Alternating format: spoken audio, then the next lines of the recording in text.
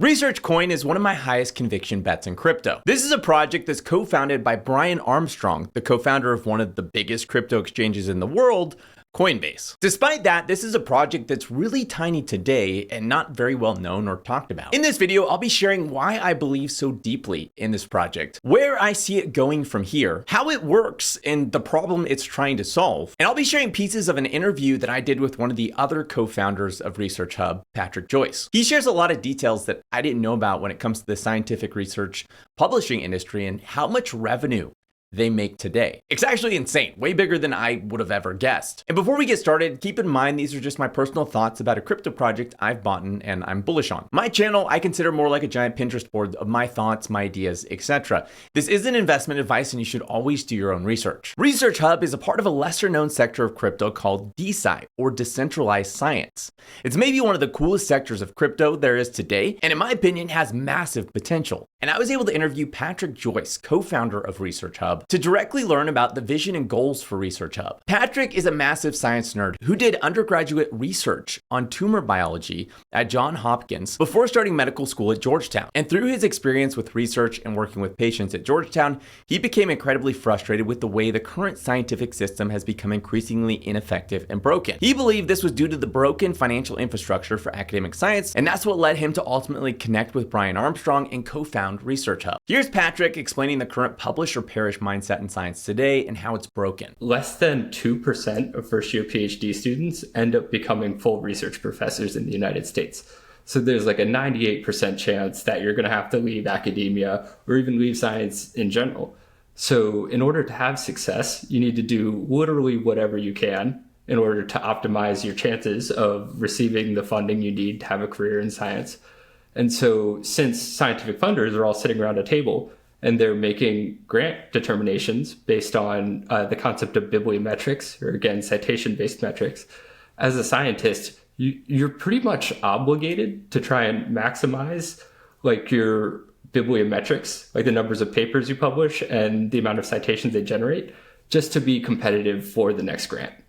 And so this creates this whole like weird, like downstream, like incentive structure where you're trying to get cited a lot, not necessarily produce the highest quality research.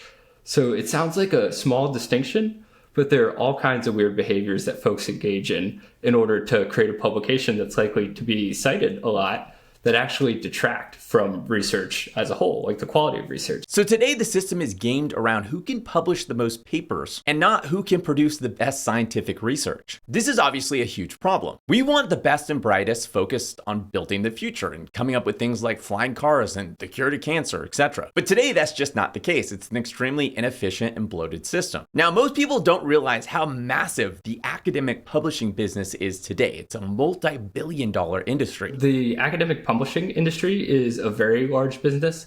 It's to the tune of like $5+ billion annually. There are like 4 major players that all have valuations above $1 billion. And sort of the dominant business models currently are subscriptions. So if there's like a paywall journal, universities have to pay a subscription in order to read that content.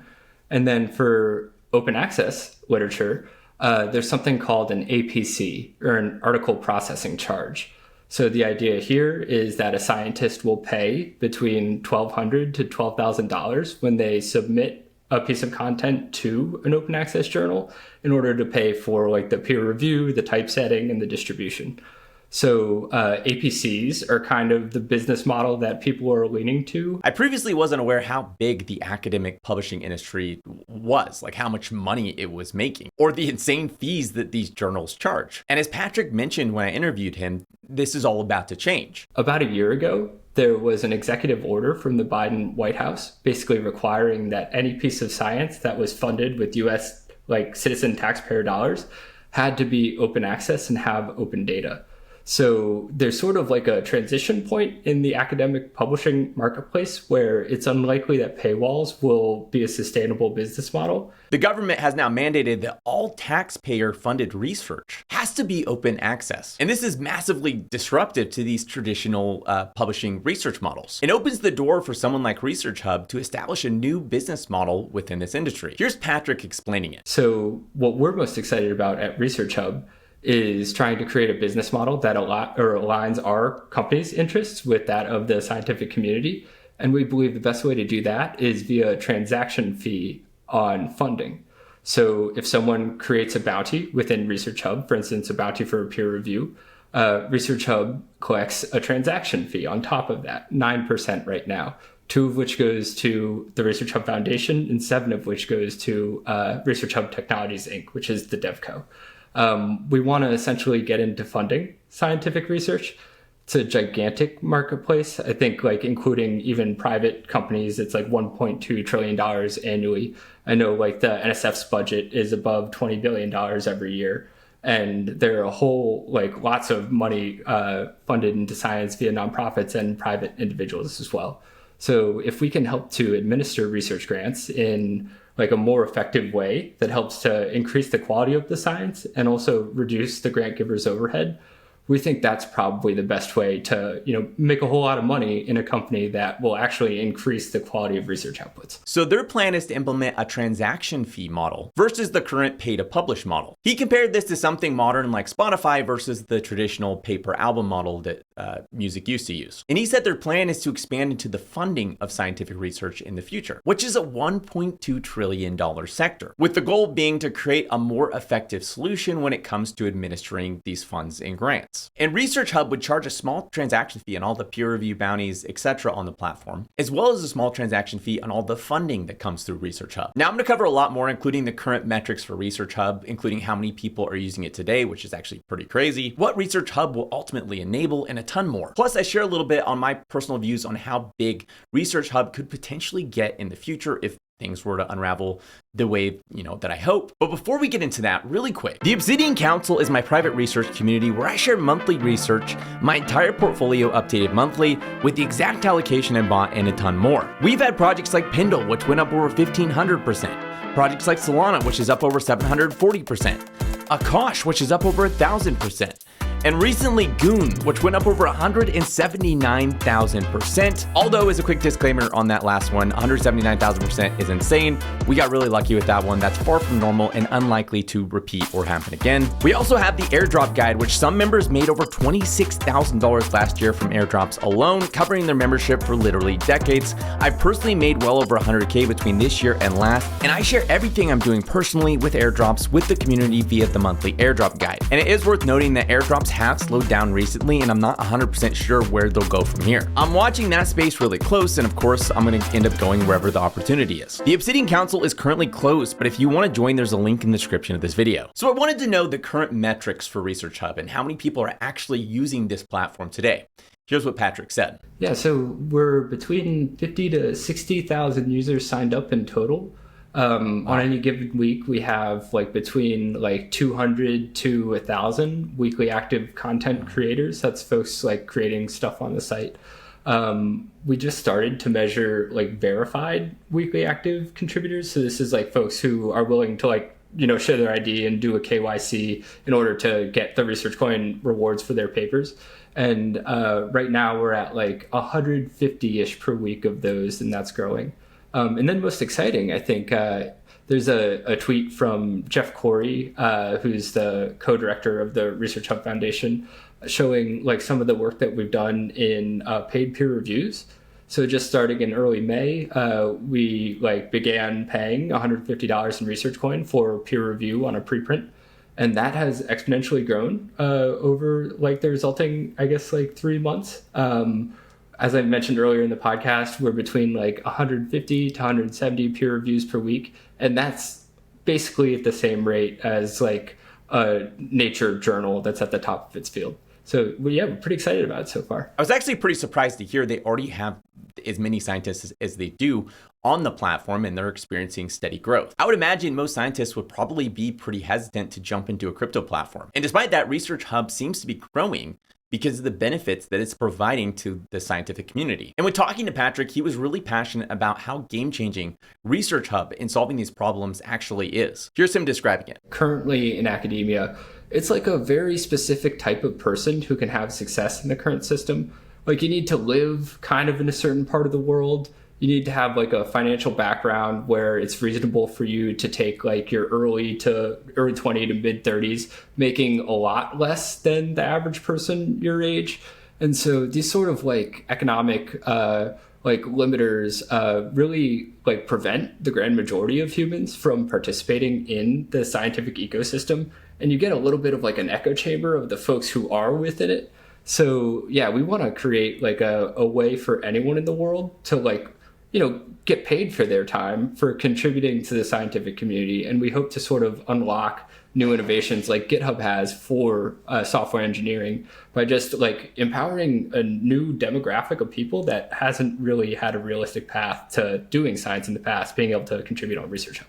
So fixing this problem not only makes the entire system vastly more efficient, but also allows far more people to participate in science and build the future. And I think that decentralized science has massive potential for the crypto space as a whole as well. Today in crypto, there are billions of dollars invested into meme coins and vaporware crypto projects. That's obviously incredibly inefficient and doesn't really produce anything of value at the end. It makes a lot more sense that the market would eventually wake up and start investing into things that are actually valuable, that are actually innovative and building real world value. Imagine being able to invest into an early stage drug that cures cancer or some sort of innovative material that allows for room temperature superconductors. I'd personally like 1000% rather gamble on something like this than meme coins. First off, the financial upside would be insane, but unlike something like a meme coin, if this project or this outcome is successful, you're actually changing the world. You're actually doing something that advances and pushes forward humanity and making a meaningful impact on society. Here's Patrick explaining the potential he sees in DeSCI and Research Hub.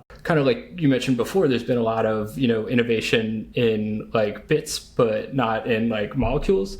So having a flying car, right?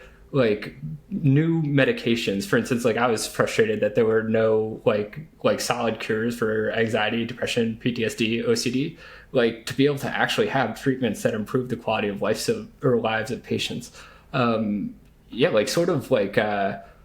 It's almost like the potential is unlimited if you can fix the infrastructure for how we actually create this new knowledge in order to have more efficient like conversion of capital into science. Now, I'm going to share my opinion on how big I think RSC has the potential to grow. But first, I just want to state that this is my personal opinion, and I obviously can't actually predict the future. This is more meant to highlight that maybe if everything went perfect and it had the outcome that I'm hoping will happen, how high something like RSC could potentially go. But there are obviously no guarantees. Investing, it's always hyper risky, and you could always lose 99% of your value investing into anything in crypto. Obviously, on a personal level, I think this thing has a chance of succeeding, but I could always be wrong, and you should always use your own judgment and do your own research. Today, ResearchCoin is sitting at just $20 million in market cap. And we know there are already billion-dollar businesses within the academic research publishing sphere. And with Research Hub being a newer model, or as Patrick phrased it, it's like the Spotify of publishing, it would make sense that it has the potential to go just as high as some of these other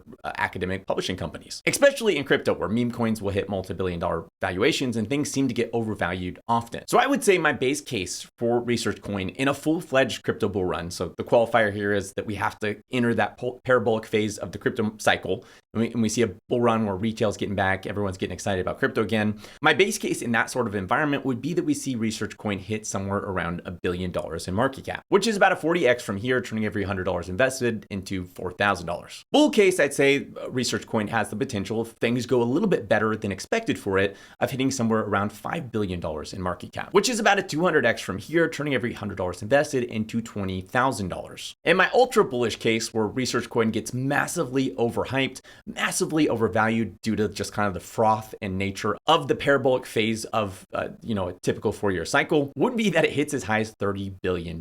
This is an extreme outcome, a Hail Mary, everything goes perfect, it receives a ton of hype, it gains a ton of momentum, and it's one of those fringe scenario outcomes. That would put it as high as Shiba was able to reach last cycle, which was a meme coin, which would be about a 1200x from here, turning every $100 invested into $120,000. Keep in mind today, RSC isn't listed on any major exchanges, and typically when a token gets listed on a major exchange, that leads to some form of price appreciation as it gets a pretty good bump from all the retail buyers who can now access it. And although Research Hub is relatively small and unknown today, it is co-founded by one of the most well-known figures in all of crypto, and that's Brian Armstrong, meaning it has execution experience behind it. Somebody who's already built a multi-billion-dollar company that's been a massive success. It makes me personally positive on the future of Research Hub and ResearchCoin. As I mentioned earlier, I hold a ton of ResearchCoin personally, so that means I could have a personal bias when it comes to all this. And as I've mentioned extensively throughout the video, all of this is my thoughts and ideas. It's not investment advice. If you want to go even deeper on Research Hub, I did an entire hour-long podcast